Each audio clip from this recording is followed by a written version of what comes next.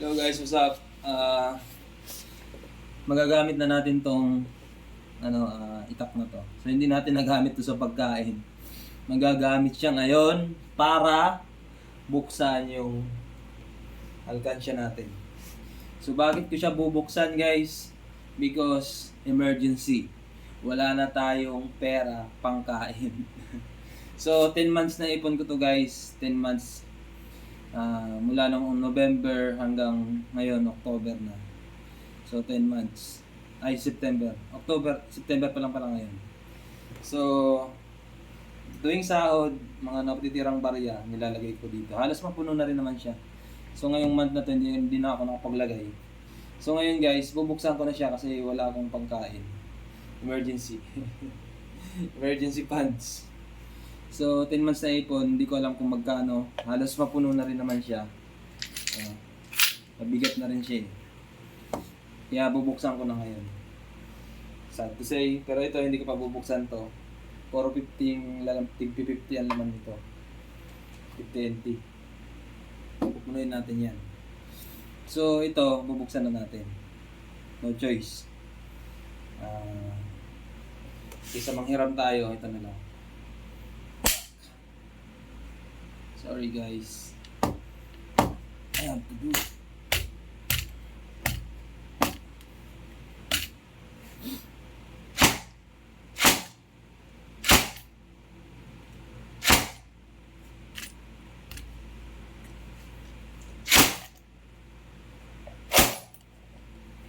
Ayan na. Hilak na siya.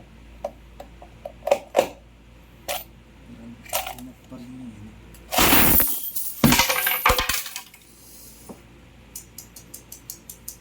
Talaga naman, oh. Talaga naman. Sinugatan pa tayo, guys. So, sinugatan pa tayo. Okay? Praise God. Praise the Lord. So, ayan. Nagkalat yung barya.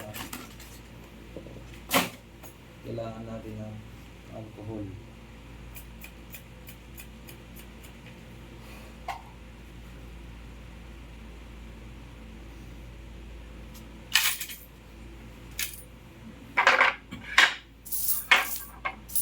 Parang may nakita akong 50 o may naligaw na 50.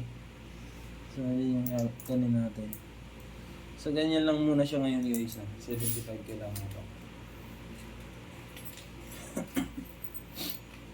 Kunti lang pala yan.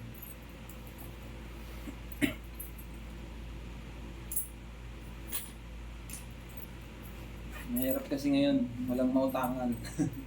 Puro mga lalapit ka, walang pera. So, yan. Kahit pa paano, survive tayo ng sahod. So, yan guys, nagkalat. Yun lang yung ipon natin. Hindi ko alam kung ilan.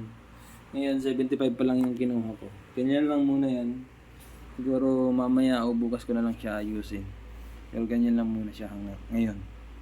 So, tig sa 10 yan, 5 piso, ay 5.20, tapos tig piso.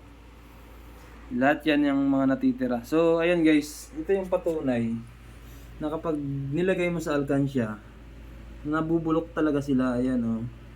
Ayan o, ito. Nagaganyan. Nagaganyan talaga sila o. Nag-iiba yung kulay. So, yung mga ina-upload sa TikTok, mga ipon daw nila. Pero ang babago ng barya. Huwag kayong maniniwala dun. Hindi totoo yun. Kasi nagmo-moist yan eh. Nangangalawang yan talaga. Once na nakalagay ng matagal sa alkansya. Pati nga yung alkansya nagkakaroon ng mga parang pawis. So ayan nagkakaganyan talaga yan sila.